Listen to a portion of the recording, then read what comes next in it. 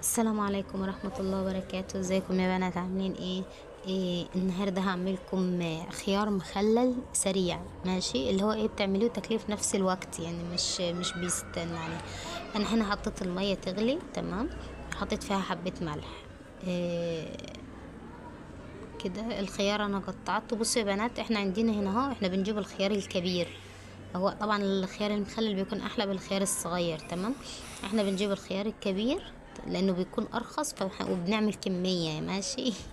يعني مش نص كيلو ولا كيلو، احنا بنعمل كمية. انا عاملة دول بس عشان التصوير، اللي هم تقريبا نص كيلو باين، ماشي. انما احنا هنا بنعمل بالخمسة 6 كيلو، تمام. فانا قطعت كده صوابع، كل خيار على 3 قطع، وكل قطعة على 4 صوابع، تمام. انا حطيته هنا يا دوب. بصوا الحله بتغلي عليه بس كده خلاص، تمام. بحط قرن فلفل مكسوم نصين، ممكن تحط قرنين 3، احنا عامه بنحط معاه فلفل يعني.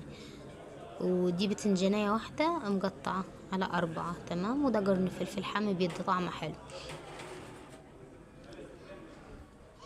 بحطهم كده مع بعض ياخدوا غلوة كده مع بعض، تمام. وبنيجي كده في العلبة اللي احنا هنحفظهم فيها. بحط خل. الكمية الخل اللي انا حطيتها دي يا بنات حطوا ضعفها، ماشي، عشان انا اصلا كان عندي مية تانية. يعني انا اصلا كنت عاملة كمية، انا دول عشان التصوير، وبعدين كنت هضيفهم للكمية الكبيرة، تمام. ف حطيت حبة خل صغيرين لان المية اللي هناك كانت تمام وجاهزة، مش محتاجة حاجة يعني، فاهمين. وهعصر ليمونتين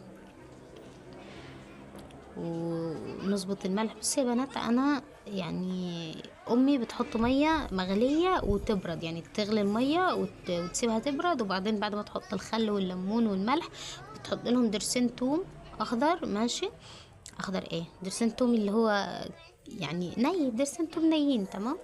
وتحط الميه اللي هي غليتها وبردتها، تمام، وترجع تحط فيها الخيار، ماشي. انا بحب احط الميه اللي الخيار اتسلك فيها، يعني انا اصلا كده كده مش بيقعد عندي، فاهمين.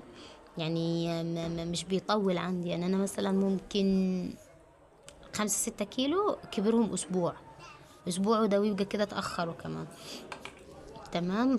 انا بزود المية اللي انا كنت بسلق فيها الخيار وكده، بحطها هي دول الباقي يا بنات، وبقلبهم كده. وطبعا ظبطت الملح وكل حاجة، تخلي الملح يعني ازيد سيكة. يعني انت لو شايفة كده مظبوط، الملح مظبوط، فتروحي مزودة بقى عليه حبة فوق المظبوط، تمام.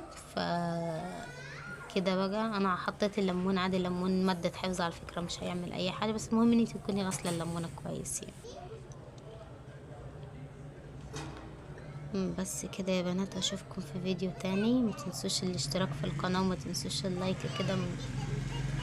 والسلام عليكم ورحمة الله وبركاته.